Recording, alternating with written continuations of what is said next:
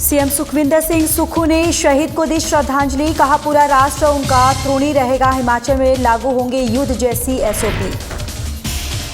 जिला bar association का चुनाव, अभिषेक ठाकुर चुने गए निर्विरोध प्रधान। अभिषेक ठाकुर ने जताया आभार। ऊना के बेहड़ भटके गांव में मिला संदिग्ध धातु का टुकड़ा। जांच में जुटी विशेषज्ञों की टीम। सोलन उपमंडल में मॉक ड्रिल 8 बजे से 8:30 बजे तक चलेगा मॉक ड्रिल से लोगों को किया जाएगा जागरूक। और शिमला में लोक निर्माण मंत्री को ज्ञापन, हाटी विकास मंच ने सौंपा ज्ञापन। सोलन राजगढ़ मार्ग को राष्ट्रीय राजमार्ग घोषित करने की उठाई मांग। नमस्कार, बहुत स्वागत है आप सभी का। मैं हूं आपके साथ ज्योति यादव। मुख्यमंत्री ठाकुर सुखविंदर सिंह सुक्खू ने जम्मू कश्मीर में पाकिस्तानी सेना की गोलीबारी में शहीद हुए 25 पंजाब रेजिमेंट के सूबेदार मेजर पवन कुमार को श्रद्धांजलि दी। शहीद पवन कुमार कांगड़ा जिले के शाहपुर नगर पंचायत से थे। मुख्यमंत्री ने कहा कि सूबेदार मेजर ने देश की एकता और संप्रभुता के लिए सर्वोच्च बलिदान दिया है और पूरा राष्ट्र उनका ऋणी रहेगा। उन्होंने कहा कि राज्य सरकार शोक संतप्त परिवार के साथ खड़ी है और हर संभव सहायता प्रदान की जाएगी।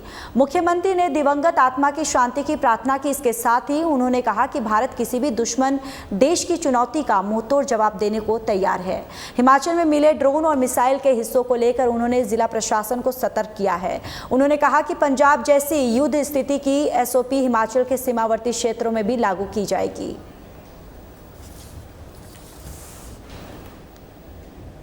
हिमाचल का एक सपूत जो इस देश के लिए कुर्बान हुआ है, हिमाचल सरकार उनको पूरी श्रद्धांजलि देती है। उनका सम्मान राजकीय सम्मान के साथ किया जाएगा। मेरी उनके पिताजी से भी बात हुई है और उन्होंने बड़े गर्व से कहा कि मेरा बेटा देश के लिए कुर्बान हुआ है और हिमाचल की सरकार उनके प्रति संवेदनशीलता व्यक्त करती है और मृतक के जो हुआ है उसको श्रद्धांजलि अभी अर्पित करती है। मैंने डिप्टी कमिश्नर को भी दिशा निर्देश दिए हैं कि पूरा सम्मान उस वीर सैनिक का किया जाए, मेजर साहब का, जिन्होंने इस देश की एकता और अखंडता के लिए अपनी कुर्बानी दी है। बाकी जो भी आने वाले समय में जिस प्रकार की भी चुनौतियाँ हमारे दुश्मन देश से आएगी, हमने कहा है कि हम सब प्रकार से तैयार हैं। 2-3 जो ड्रोन के शेल्स हैं या मिसाइल्स के जो शेल्स हैं वो हमारे इंदौरा और उस बेल्ट में मिले हैं।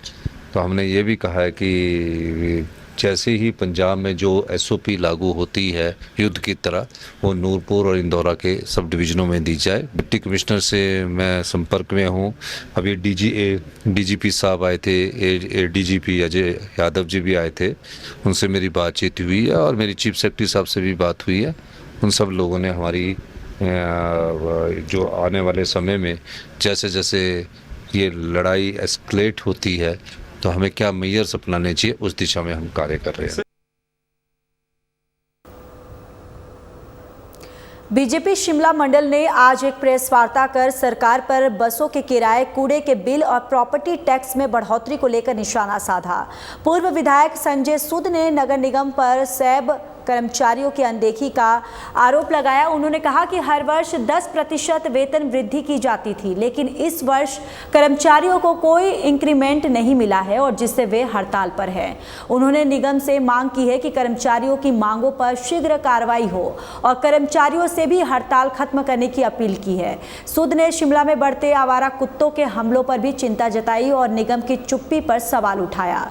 इसके अलावा उन्होंने शराब के ठेकों के अवैध विस्तार पर भी विरोध जताया और आरोप लगाया कि कई स्थानों पर कर्मचारियों को शराब बेचने के लिए मजबूर किया जा रहा है। सेना के साथ हैं कि आने वाले समय में जिस दृढ़ता के साथ वो बॉर्डर पर हमारी रक्षा कर रहे हैं, हम सब लोग भी उनके साथ कंधे से कंधा मिलाकर खड़े हैं और इस स्थिति के लिए भारतीय जनता पार्टी का हर कार्यकर्ता, जब भी सेना को किसी भी तरीके की जरूरत पड़े, भारतीय जनता पार्टी के सभी कार्यकर्ता खड़े मिलेंगे। आज की जो प्रेस वार्ता है, इसमें हम तो ये चाहते थे कि ऐसी परिस्थितियों में हम कोई ऐसी बात ना करें जिससे मतलब किसी भी राजनीतिक दृष्टि से हम कोई बात नहीं करना चाहते थे। मगर कुछ परिस्थितियाँ वर्तमान सरकार ने ऐसी पैदा की जिसकी वजह से आज ये पत्रकार वार्ता हमें करनी पड़ रही है। जैसे कि शहर सोसाइटी के कर्मचारी, आपको मालूम है, आज से वो स्ट्राइक पर चले और जहाँ तक मुझे पता लगा है प्रशासन ने उन पर एस्मा जो है वो लगा दिया। मेरा मानना है कि ऐसी परिस्थितियों में सफाई कर्मचारी जो देश का बहुत बड़ा काम जो है वो करते हैं और जिसका हम सबको मालूम है कि सफाई की कितनी आवश्यकता रहती है। ऐसी परिस्थितियों में जब देश में सभी लोग जो है युद्ध के उसमें से निकल रहे हैं, मुझे लगता है कि प्रशासन को, नगर निगम प्रशासन को खासकर इन परिस्थितियों में उनसे मिल बैठ के बात करके किसी निर्णय पर पहुंचना चाहिए था। और कहीं ना कहीं मुझे लगता है कि शहर सोसाइटी की डिमांड ठीक है कि जब नगर निगम सभी शहरी नागरिकों से 10% इंक्रीज के साथ इस बार भी जो है उन्होंने 10% इंक्रीज की है। जिला बार एसोसिएशन का चुनाव संपन्न हुए, जिसमें अधिवक्ता अभिषेक ठाकुर को सर्वसम्मति से निर्विरोध प्रधान चुना गया। इसके अलावा उप प्रधान और अन्य पदाधिकारियों को भी निर्विरोध नियुक्त किया गया।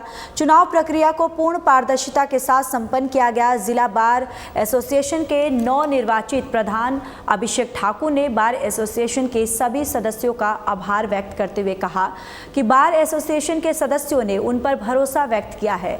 जो भी समस्या बार एसोसिएशन के सदस्यों को आएगी वो उसे पूरा करेंगे।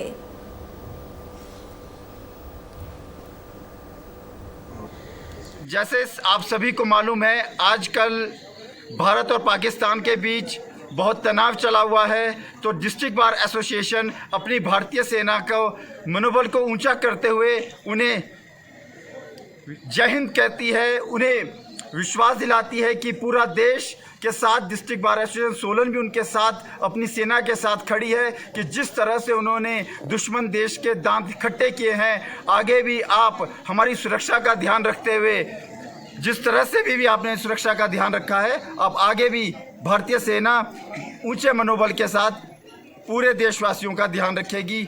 एक बार पुनः डिस्ट्रिक्ट बार एसोसिएशन पूरी टीम सदस्यों का और साथ में रिटर्निंग ऑफिसर का बहुत बहुत धन्यवाद करती है। जिला ऊना के अंब और उपमंडल के भरवाई क्षेत्र के अंतर्गत बेहड़ भटेट गांव में बीती रात एक गैर आबादी क्षेत्र में धातु का एक संदिग्ध उपकरण टुकड़ा जो है वो गिरने की सूचना मिली। ये घटना 9 और 10 मई की मध्य रात्रि लगभग 1:30 बजे के आसपास की बताई जा रही है। स्थानीय नागरिकों द्वारा दी गई जानकारी पर पुलिस टीम त्वरित रूप से घटनास्थल पर पहुंची और सुरक्षा प्रबंधन सुनिश्चित किए। प्रारंभिक जांच में ये धातु निष्क्रिय पाया गया और किसी प्रकार की जनहानि और संपत्ति को नुकसान की कोई सूचना नहीं है। और इस संबंध में उपायुक्त ऊना जतिन लाल ने बताया कि जिला प्रशासन द्वारा घटना की सूचना सेना के संबंधित इकाई को दे दी गई है। विशेषज्ञों की टीम मौके पर पहुंचकर संदिग्ध वस्तु की तकनीकी जांच कर रही है। ये हमारे चिंतपूर्णी के नज़दीक हम सब डिवीज़न में बेहड़ बथेड़ गांव में एक संदिग्ध धातु का जो टुकड़ा है वो पाया गया है, जिसकी जानकारी हमने उच्च अधिकारियों और जो हमारे आर्मी के जो बेस है जो नाका वहाँ तक पहुँचा दी है और ऑलरेडी उनकी टीम उसके लिए रवाना हो गई है।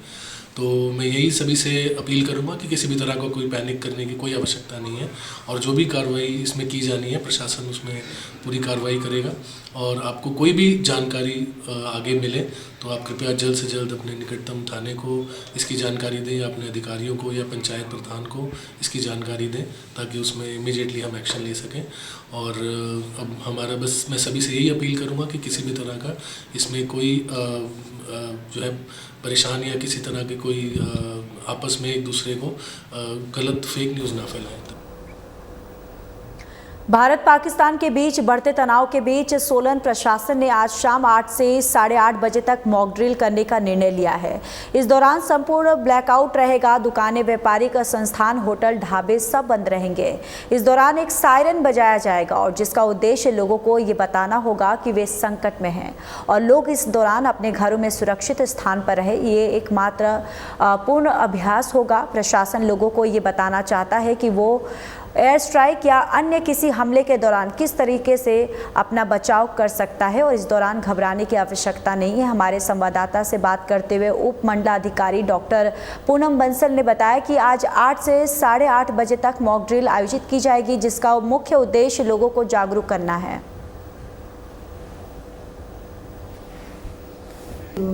जो भी मौजूदा हालात में भारत पाकिस्तान की सीमा तनाव की संवेदनशीलता को देखते हुए समस्त जो उपमंडल हमारा सोलन है उसमें मॉक ड्रिल की जाएगी, जो कि आज 8 बजे से लेकर 8:30 तक की जाएगी। तो 8 बजे जैसे ही हमारा सायरन बजेगा तो सायरन का बजना एक सिंबल है कि हम किसी संकट में हैं और हमें अपनी पूरी जो भी है सुरक्षित स्थानों पे हम तुरंत अपनी सारी लाइट्स ऑफ करें और सुरक्षित स्थान को ये सब बिना खिड़की वाला कमरा या जो भी आपको कोई सुरक्षित स्थान लगता है उस पर चले जाएं।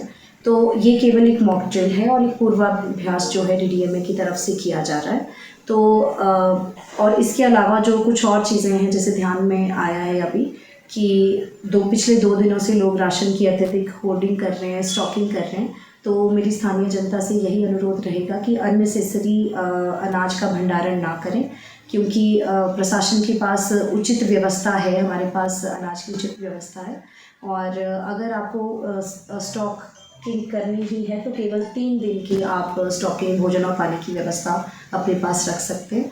उसके अलावा जो भी बड़े इंस्टीट्यूशंस, हमारे होटल्स या व्यापार मंडल की बड़ी शॉप्स वगैरह हैं, उनसे भी हमारा अनुरोध रहेगा कि जो भी एक्सेसिव लाइटिंग्स हैं, उनके साइन बोर्ड्स एंड डिस्प्ले या LEDs वगैरह लगी हुई हैं, वो रात को उन्हें ना जलाएं और केवल आवश्यकता अनुसार ही जो भी बिजली के जो भी लाइट एमिटिंग अप्लायंसेस हैं उनका उपयोग करें।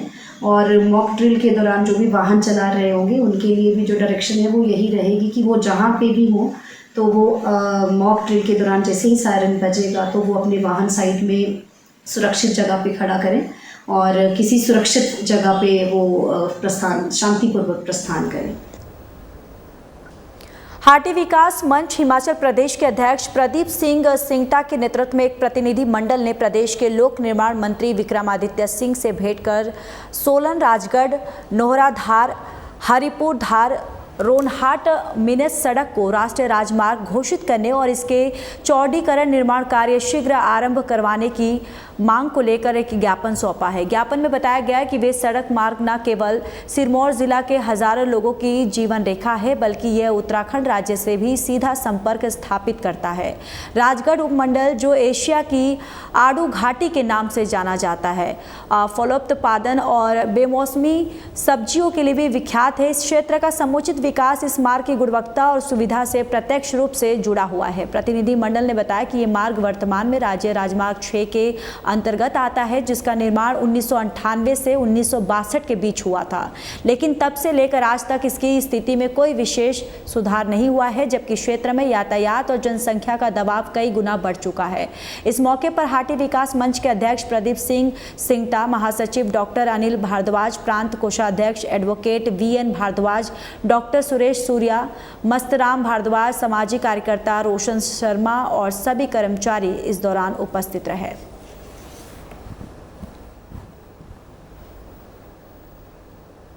ये जो सड़क बनी है मिनस टू हरिपुर धार शिलाई, ये लगभग मैन हैंड से बनी है, हाथों से इसमें कोई अभी तक इतना प्रोग्रेस पे उसमें गति पे कार्य नहीं हुआ।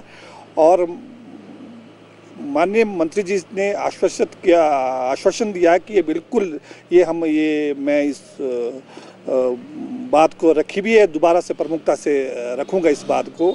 और ये जल्दी से जल्दी, क्योंकि इसमें बहुत संकरी सड़क है, इसमें दुर्घटना हो रही है और कई सारी समस्या है।